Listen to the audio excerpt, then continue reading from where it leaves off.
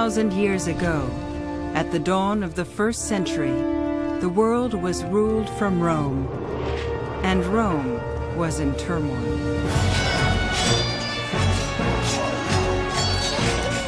Civil war had engulfed the empire's capital city. Dictators seized power, and the Roman future seemed bleak.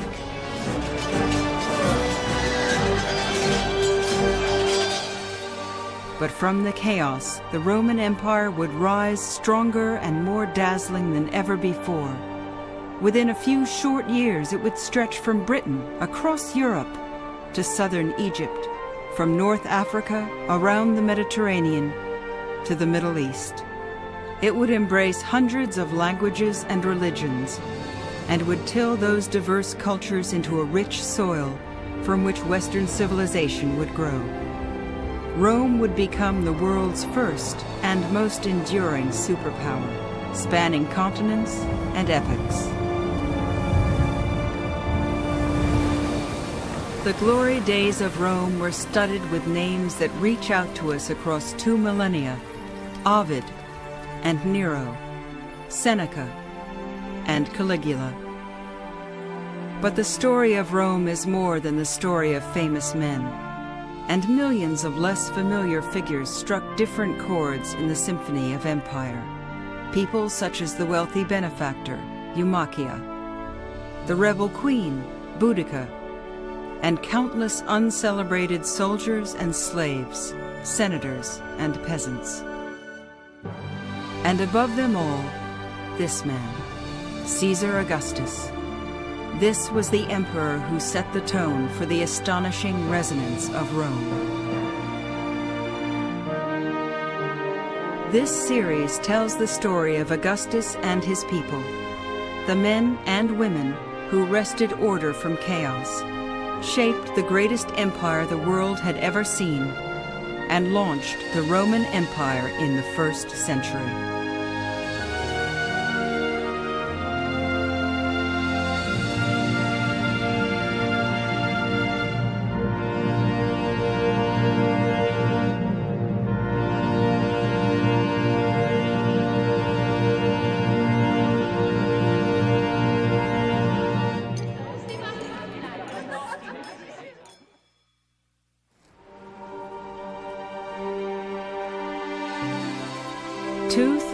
Years after Egypt's pharaohs reigned supreme, 400 years after the flowering of Greek culture, 300 years after Alexander the Great, a boy named Octavian was born in a small Italian town. The child would one day be called Augustus, and his birth, one ancient historian tells us, would be gilded by legend. His father, leading an army through distant lands, went to a sacred grove, seeking prophecy on the boy's future. When wine was poured on the altar, flames shot up to heaven, a sign seen only once before by Alexander the Great. The priest declared that Augustus would be ruler of the world.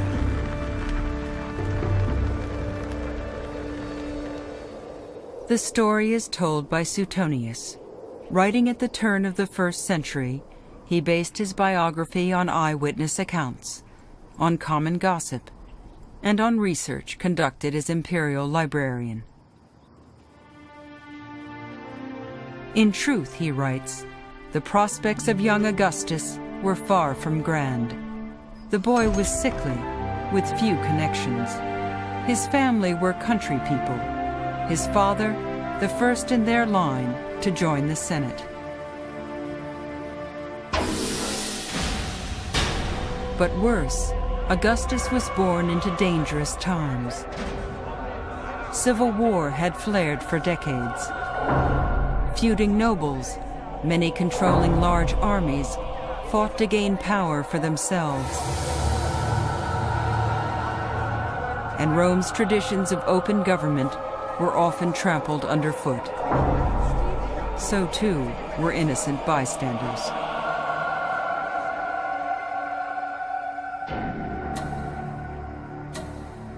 When Augustus was just 4 years old, his father suddenly died.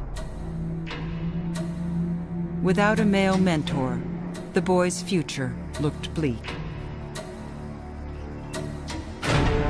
But in 49 BC, when he was 13, Augustus's fortune took a dramatic turn.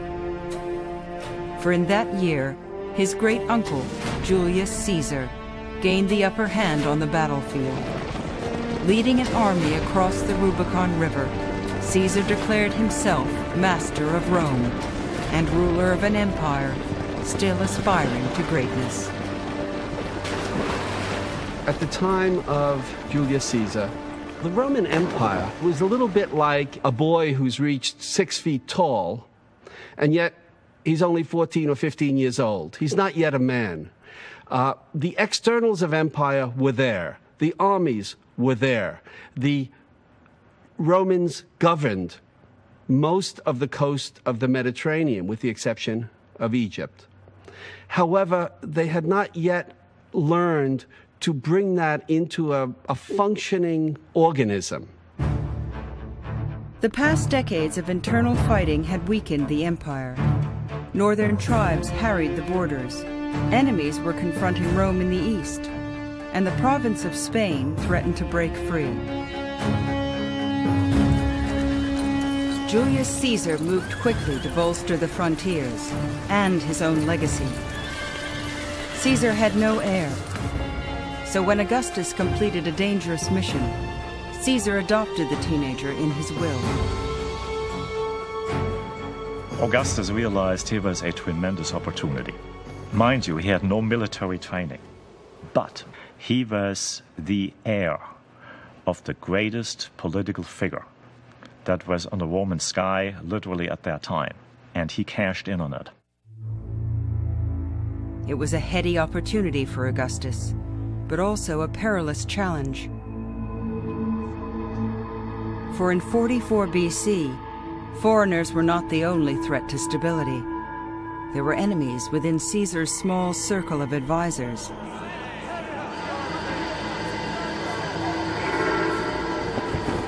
They murdered Caesar at a meeting of the Senate. For the second time in his life, Augustus lost a father.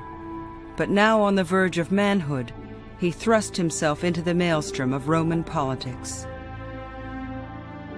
The death of Julius Caesar was not just a turning point in Augustus's life, it was a turning point in world history.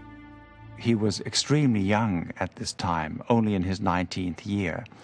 And yet, when he knew that he had been made Caesar's heir, he immediately took up the political legacy of Caesar and entered the mainstream of Roman politics, didn't hesitate to try to avenge his father, but that meant, of course, stepping onto the stage of politics, raising an army, and immediately immersing himself in a contest for supreme political power at Rome. He displayed brutality against enemy prisoners. Once, when a father and son were begging for their lives, he ordered they should draw lots to determine which would be executed. The father offered himself, and so was killed. Because of this, the son committed suicide. Augustus watched them both die. Suetonius describes the crisis as trial by fire, and Augustus didn't flinch from the task. He formed a strategic alliance with Mark Antony, a powerful general who also wanted supremacy. Together, they massacred their enemies in the capital. Then they pursued their rivals to the shores of Greece, where they fought and won two of the bloodiest battles in Roman history. When the carnage ended, the empire was theirs. Augustus and Antony divided.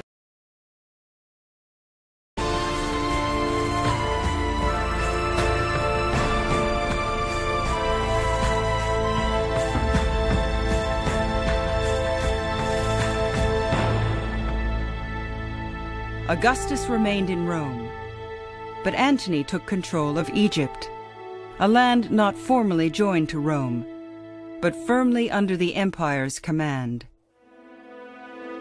There he joined forces with Egypt's queen. Ancient historians, like Cassius Dio, believed that was a fateful move.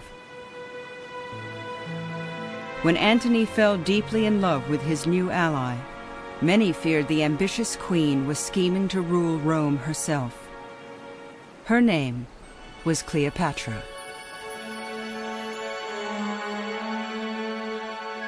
Cleopatra's brazen desire for passion and wealth was insatiable. By love, she had made herself Queen of Egypt. But she failed in her goal to become Queen of the Romans. Cleopatra did not enjoy a good press in Rome. What really irritated people about Cleopatra is that she was a powerful woman from the East and from a very wealthy country with a monarchic system of government. And she therefore symbolized lack of moderation, lack of control, frenzy, fury, everything that Rome tried not to be. Cleopatra and Antony were cast as the leaders of the evil empire. Antony's alliance with Augustus withered. He and Cleopatra mobilized, but Augustus struck first. The poet Virgil later cast the battle as an epic struggle of East against West. Standing high on the stern, Augustus leads the Italians into battle, carrying with him the might of the Senate and the people. Opposing him with barbarian wealth is Antony, suited for battle. He carries with him the powers of the Orient, and, to the scandal of all, his Egyptian wife. Their monstrous divinities raise weapons against our noble Roman gods.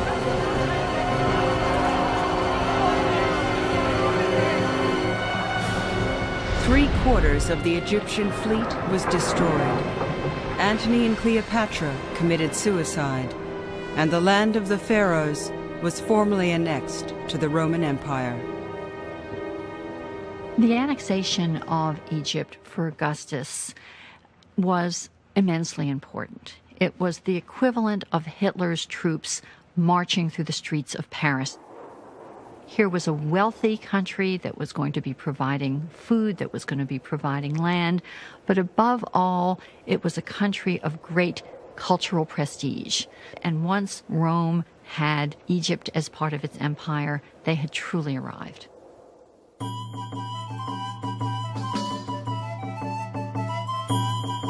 There is nothing that men can wish from the gods, nothing the gods can do for men which Augustus, when he returned to the city, did not do for the Republic, the Roman people, and the entire world.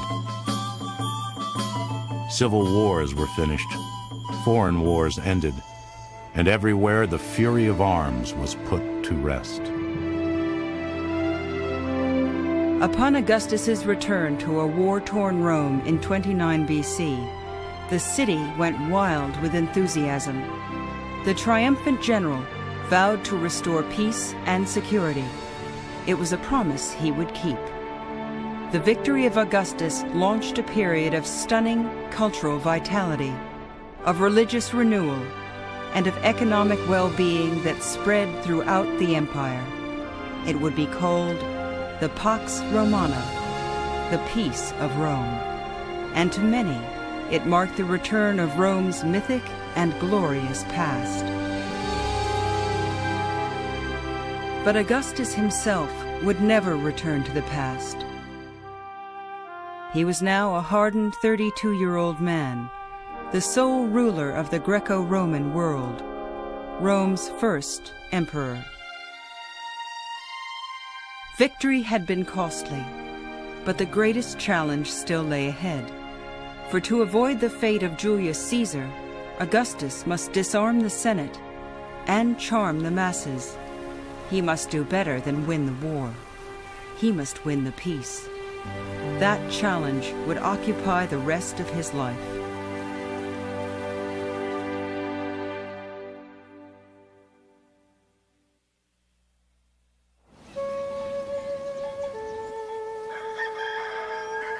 Let me step forward, clear my throat, and announce that I am a native of Solmo, a few days' journey eastward from Rome.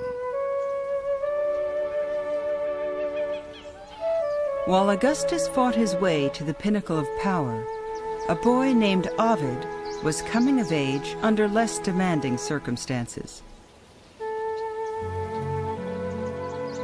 I was the second son, a year to the day younger than my brother.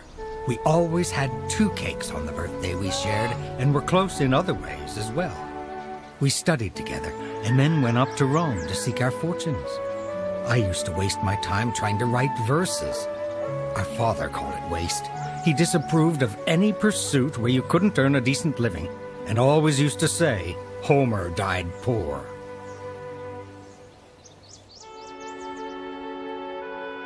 Ovid came from the same stock as Augustus. They were both landed gentry, and like Augustus, the young man found his identity and his ambitions molded by his demanding family. I tried to give up poetry, to stick to prose on serious subjects, but frivolous minds like mine attract frivolous inspirations, some too good not to fool with. I kept returning to my bad habits, secretive and ashamed. I couldn't help it. I felt like an imposter at serious matters, but I owed it to my father and brother to try to do my duty. By Roman law, a father wielded absolute control over his children. Those who displeased him could be disowned, sold into slavery, or even killed. The young Ovid tried to meet his father's expectations. He married, he studied law, but the strain proved unendurable. Miserable, Ovid and a friend set out on a journey of self-discovery. We toured all the magnificent cities of Asia. We watched the flames of Mount Etna light up the heavens. We plowed the waves in a painted ship and also traveled by wagon. Often the road seemed short as we were lost in conversation. When we walked, our words outnumbered our steps, and we had too much to say, even for the long evenings of summer.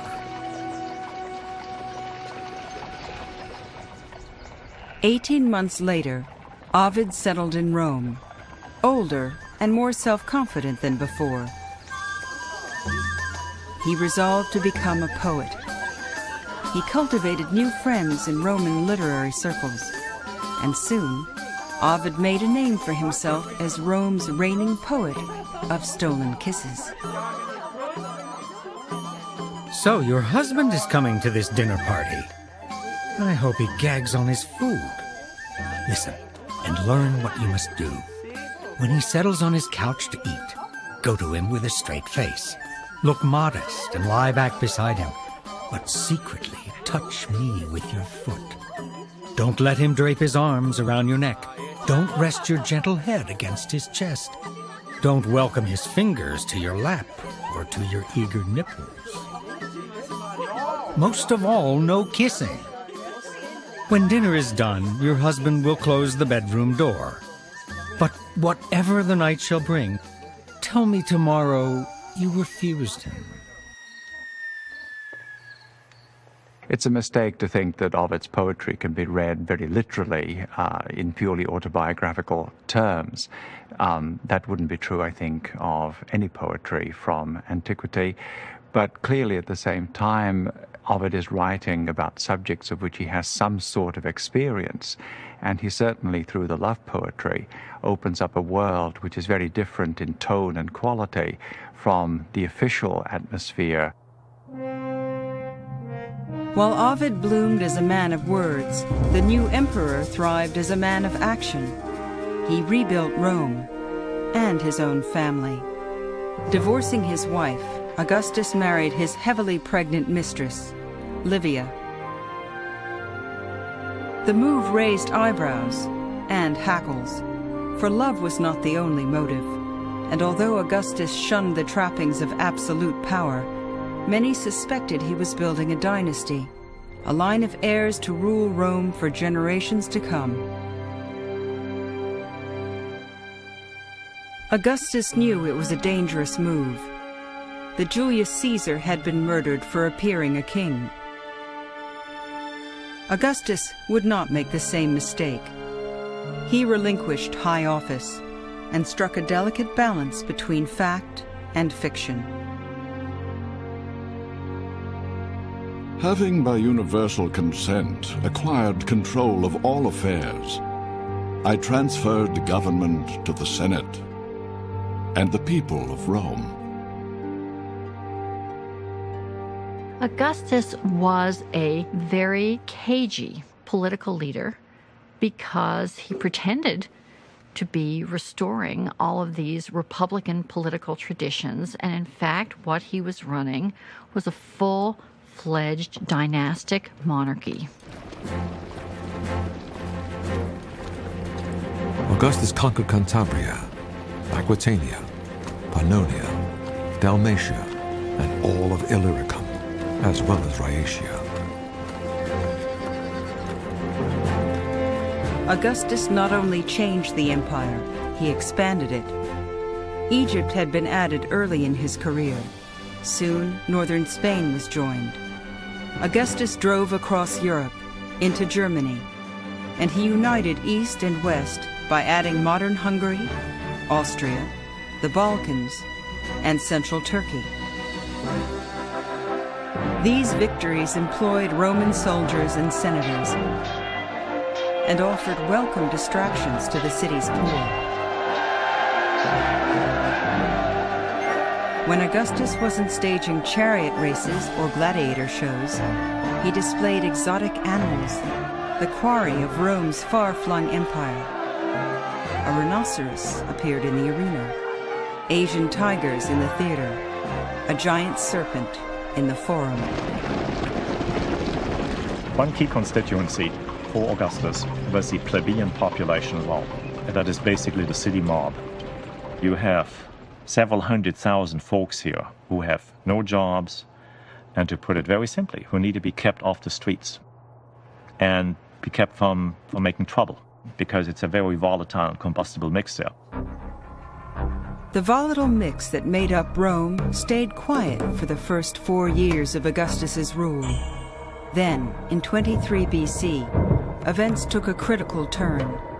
Cassius Dio writes that a series of disasters convinced the people that Augustus needed not less power, but more.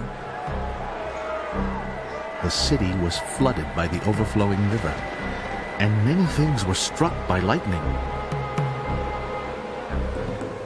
Then a plague passed through Italy, and no one could work the land. The Romans thought these misfortunes were caused because Augustus had relinquished his office. They wished to appoint him dictator.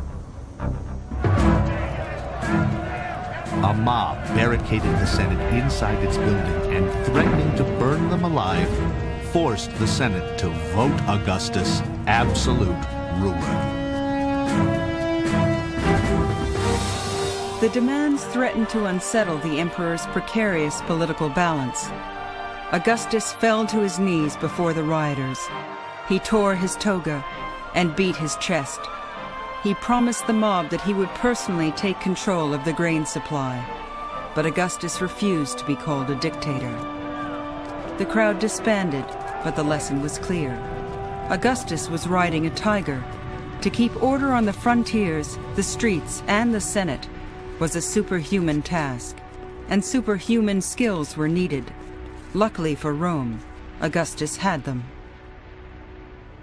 Then something very fortuitous happens. Halley's Comet shows up. And the word is given out by Augustus. This is the soul of Julius Caesar ascending into heaven. So from this point on, he is called Julius Caesar the Divine. Politically, it became very potent, because what does Augustus do at this point? On all his coinage, on all his writings, and all his symbols, whatever, he puts out the words DF, Son of the Divine. And it's really quite an asset in politics to be the son of the divine. Their modern politicians, I think, would be very jealous of being able to do that. Augustus enhanced his pious new identity with stories of his lean habits. It was said that he lived in a modest house and slept on a low bed, that he ate common foods, coarse bread, common cheese, and sometimes even less. My dear Tiberius, not even a Jew observes a fast as diligently on the Sabbath as I have today. I ate nothing until the early hours of evening, when I nibbled 2 bites before my rub-down. Moral change, Augustus began to argue, was the enemy of Rome. He believed that its future ran through its past, through the restoration of values he thought had first made Rome great. I renewed many traditions which were fading in our age. I restored 82 temples of the gods, neglecting none that required repair at the time. In public, Augustus led by example. He sacrificed animals in traditional rituals, and he re-established traditional social rules. New laws assigned theater seats by social rank. Women were confined to the back rows. Adultery was outlawed. Marriage and children encouraged. To many, Roman society had recovered its true course. The son of a god was building an empire for the ages.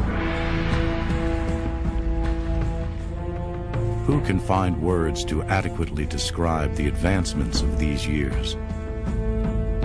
Authority has been returned to the government, majesty to the Senate, and influence to the courts.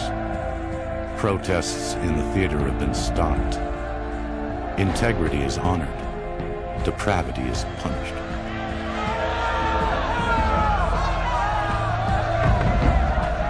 But amid the applause, there were also cries of protest. The emperor's new traditionalism rankled friends and enemies alike. It even rankled his own daughter, Julia. Long a pawn of family politics, Julia assumed that she was exempt from her father's stringent views. She was wrong. And in the coming years, Augustus, the son of a god, would have to confront Augustus, the father.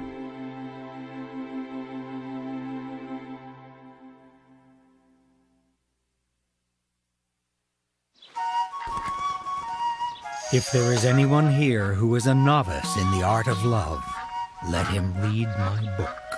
With study, he will love like a professional.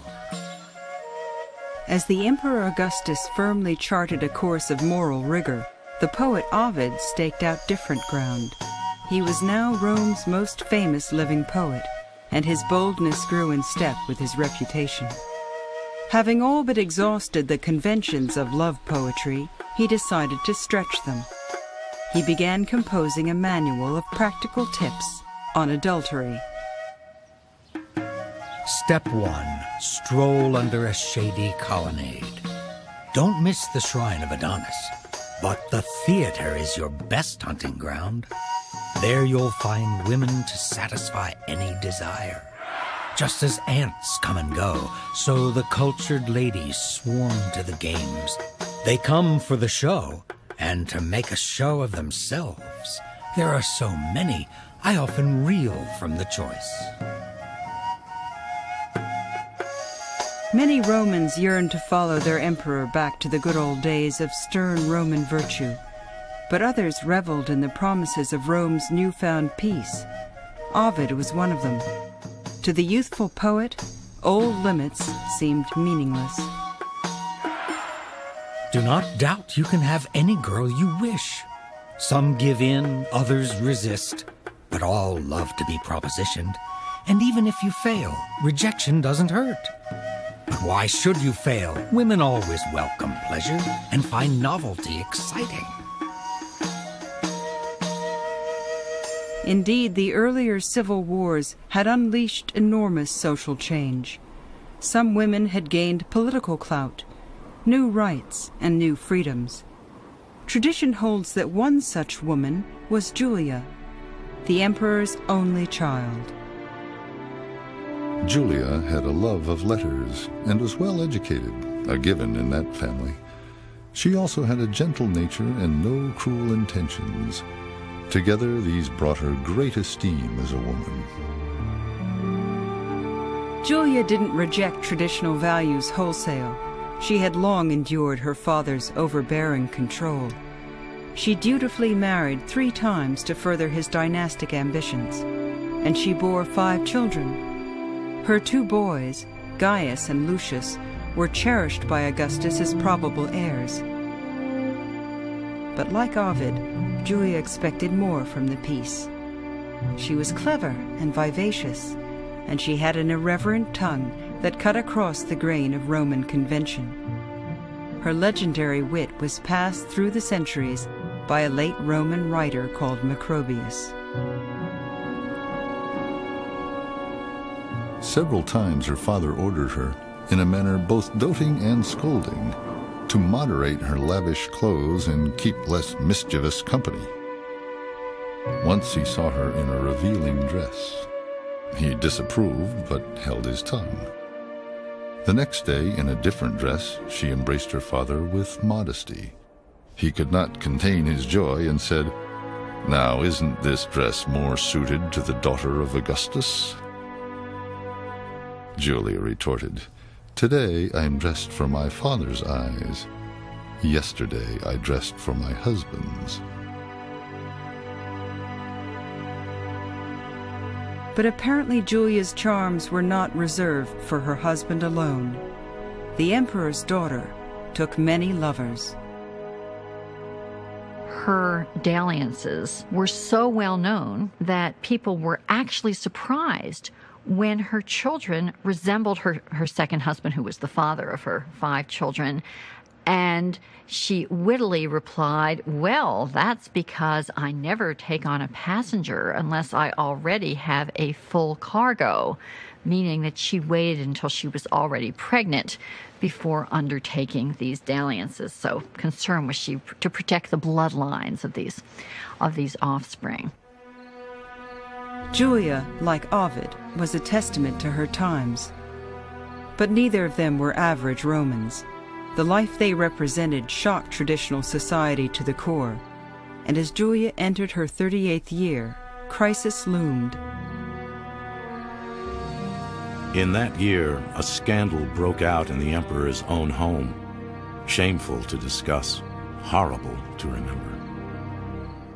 One Roman soldier voiced deep revulsion at Julia's extraordinary self-indulgence.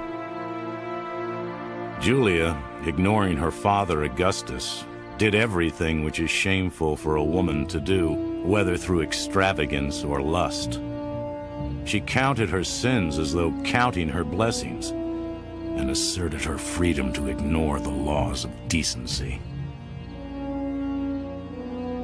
Julia's behavior erupted into a full-blown political crisis, and it was marked by overblown claims. The emperor's daughter was rumored to hold nightly revels in Rome's public square. She was said to barter sexual favors from the podium where her father addressed the people. When the gossip reached Augustus, the emperor flew into a violent rage. He refused to see visitors. Upon emerging, Suetonius reports, he publicly denounced his only child. He wrote a letter advising the Senate of her misbehavior, but was absent when it was read. He secluded himself out of shame and even considered a death sentence for his daughter. He grew more obstinate when the Roman people came to him several times, begging for her sake. He cursed the crowd that they should have such daughters and such wives. As a father, Augustus could not abide Julia's behavior. As an emperor, he could not tolerate the embarrassment. Augustus banished Julia for the rest of her life.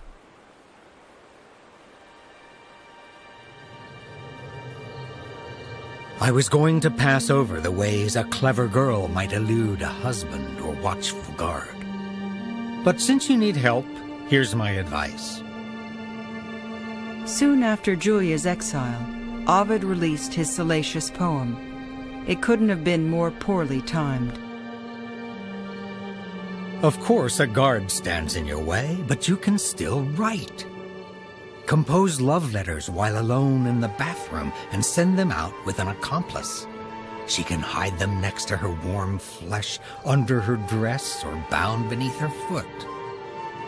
Should your guard get wind of these schemes, she can offer her skin for paper and carry out notes written on her body. Ovid's poetry extolled behavior for which the emperor's daughter was banished, and her fate loomed large as a warning. For the present, the emperor remained mute toward Rome's most gifted rebel. Ovid turned his hand to less provocative forms of poetry. He remarried, and he embraced a new appreciation for discretion. Enjoy forbidden pleasures in their place, but when you dress, don't forget your mask of decorum. An innocent face hides more than a lying tongue. Ovid was on notice.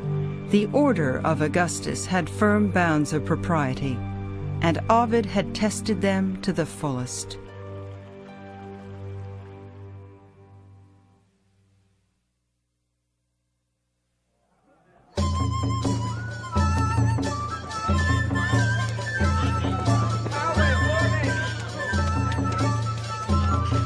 Now consider the dangers of night. Tiles fall from the rooftop and crack you on the head. And the drunken hooligan, spoiling for a fight, cannot rest without a brawl. What can you do when a raving madman confronts you? Or tenants throw their broken pots out the window? You're courting disaster if you go to dinner before writing your will. At the turn of the 1st century, the poet Juvenal was writing verses that exposed much of Rome to scorn. He was acerbic and had a keen eye for the gritty realities of urban life. Our apartment block is a tottering ruin. The building manager props it up with slender poles and plasters over the gaping cracks. Then he bids us sleep safe and sound in his wretched death trap. I don't think our notion of Rome bears much relation to the Rome of everyday life. Because what is left today are the big public buildings, not the squalid hovels, without plumbing and without any kind of sanitary conditions that ordinary people lived in. That's precisely the reason members of the elite preferred to withdraw up onto the hills and have their villas up on the hills, a little bit away from the noise and away from the stench and away from that incredible horde of people pressing close together.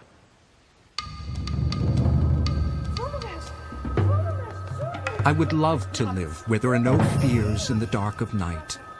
Even now I smell fire and hear a neighbor cry out for water as he struggles to save his measly belongings. Smoke pours out from the 3rd story as flames move upwards. But the poor wretch who lives at the top, with a leaking roof and roosting birds, is oblivious to the danger and sure to burn.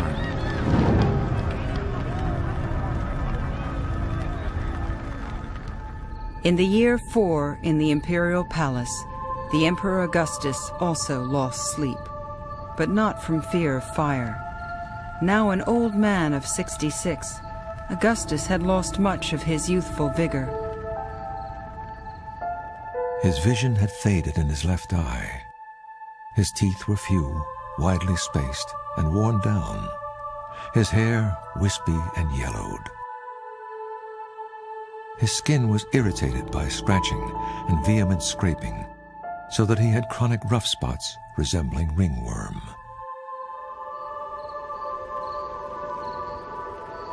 As the emperor neared death, plots to succeed him sprouted. His grandsons and intended heirs had both died unexpectedly, and the emperor himself lived under constant threat of assassination. Speaking for Augustus, one ancient historian voiced his dilemma. "Whereas solitude is dreadful," he wrote, "company is also dreadful. The very men who protect us are most terrifying." In many ways, Augustus looks so solid, and what he created looks so solid, you forget the fragility. I think contemporaries were very aware of that fragility, and surely Augustus was. He was over-anxious, in a sense, to provide a secure system after he'd gone.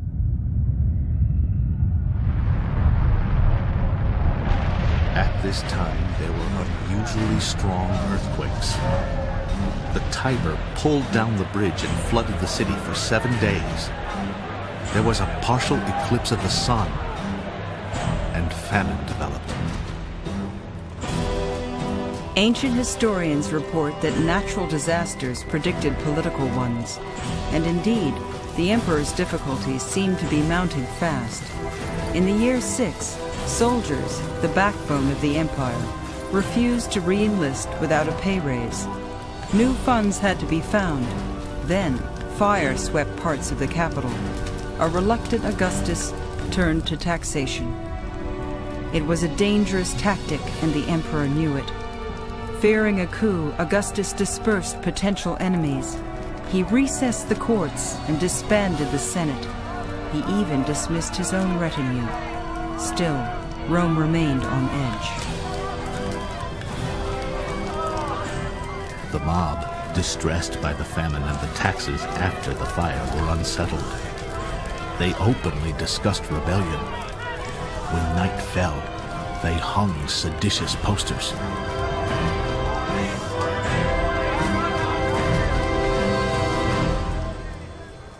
The crisis passed, but soon a new and even greater disaster battered the aging Augustus. It began in Germany, a land of fiercely independent tribes, and to the Roman eye, rugged barbarism. The region had been recently conquered, and Roman customs were taking root, or so they thought. The barbarians had not forgotten their ancient traditions, their free way of life, or the power of arms. But, as long as they were assimilated slowly, they did not realize they were changing and did not resist Roman influence. That peaceful evolution stopped, however, in the year 9, the year an arrogant young general called Quintilius Varus became commander of the Rhine army and brought an iron fist to the province. He forced more drastic change on the barbarians, and among other things, he dealt with them as if they were slaves of the Romans, and exacted money as if they were his subjects. Varus disastrously miscalculated the extent of Roman control and misjudged German compliance. A trusted German chieftain organized a full-scale revolt and lured Varus's troops into a trap, deep in unfamiliar terrain.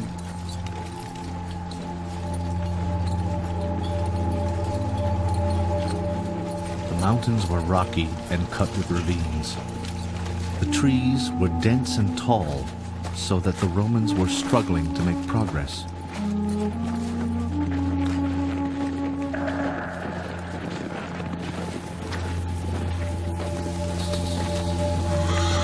Rain began to fall in sheets, and a heavy wind scattered their numbers. The ground became slippery around the tree trunks and roots. While the Romans were dealing with these troubles, the barbarians surrounded them, and suddenly coming from everywhere. First, they hurled missiles from afar. Then, since no one was fighting back and many were wounded, the barbarians came ever closer, and the Romans were unable to retaliate.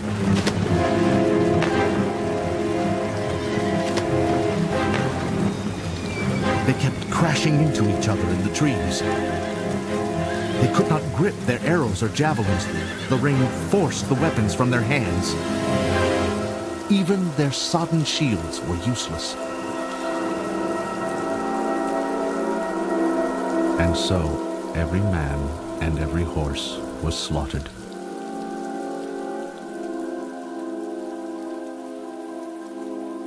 Three legions were massacred, a tenth of Rome's army. Augustus, his biographer reports, was traumatized. They say he was so disturbed that for several months he let his hair and beard grow, and would sometimes bash his head on doors and cry out, "Quintilius Varus, give me back my legions."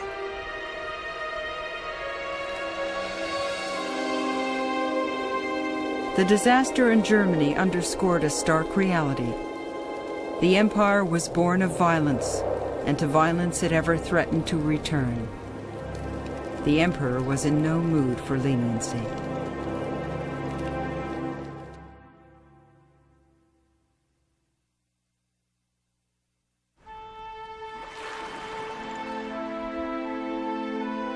Believe me, love's climax of pleasure should not be rushed, but savored. And when you reach those places your woman loves to have touched, don't let shame get in the way. Don't back off. You'll see her eyes shine with a trembling light, as when the sun glitters on rippling water. She'll moan and murmur sweet words just right for the game. But don't outpace your mistress, or let her leave you in the dust. Rush to the finish line in unison. When man and woman collapse together, they both win. That's the greatest prize. Ovid's sizzling words gripped Rome when they were first published, but a decade later they would return to haunt him. For the patience of the Emperor Augustus had reached its lowest point. Beleaguered, he saw plots in every corner, anarchy in every act of disobedience. Blaming the subversive book, Augustus banished Ovid from Rome.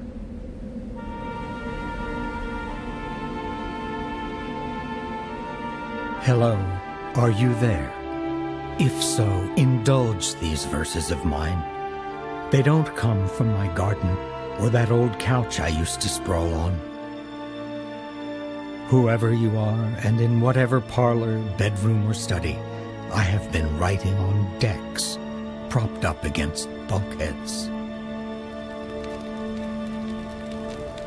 The poet was sent to an untamed backwater at the edges of the empire on the shores of the Black Sea.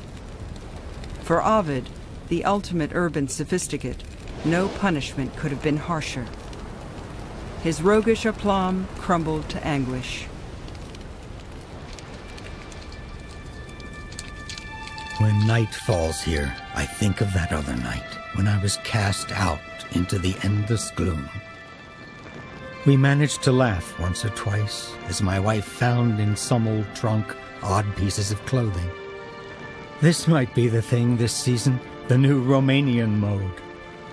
And just as abruptly, our peal of laughter would catch and tear into tears. And we held each other. My wife sobbed at the hearth. What could I say? I took the first step with which all journeys begin, but could not take the second. I was barely able to breathe. I set forth again. Behind me, she fell rolling onto the floor. Her hair swept into the hearth, stirring up the dust and ashes. I heard her call my name. I thought I had survived the worst. What could be worse? But my wife arose, pursued me, held on to me, weeping. Servants pulled her away. Whatever worth there was in me died there.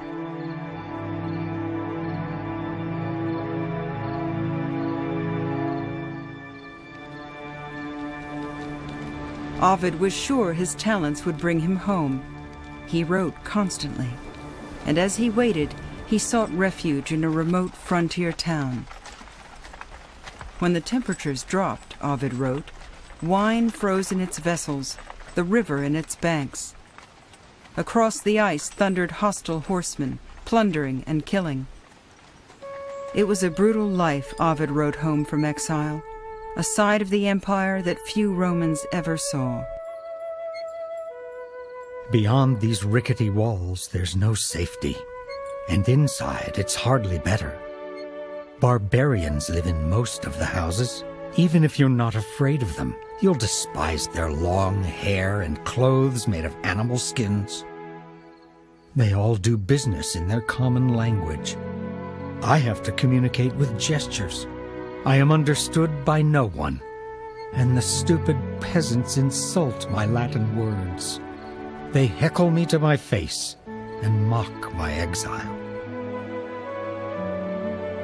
Writing for this audience, Ovid complained, was like dancing in the dark. As the years passed, Ovid shriveled into a bony old man. He fell ill. Contrition replaced his former bravado. Oh, I repent, I repent. If anyone as wretched as I can be believed, I do repent. I am tortured by my deed. Ovid, however, never got an answer to his pleas, and would never get a reprieve. As he approached death, he became sadly resigned to his fate. Look at me. I yearn for my country, my home, and for you. I've lost everything that I once had. But I still have my talent. Emperors have no jurisdiction over that. My fame will survive, even after I am gone. And as long as Rome dominates the world, I will be read. 9 years into his exile, Ovid died. He outlived Augustus, but he had bent to the emperor's will. At the start of the emperor's public life, Augustus had won the wars engulfing Rome. By the end, he had won the peace, and men like Ovid paid the price. In the years ahead, when lesser men would rule Rome, that price would rise higher still.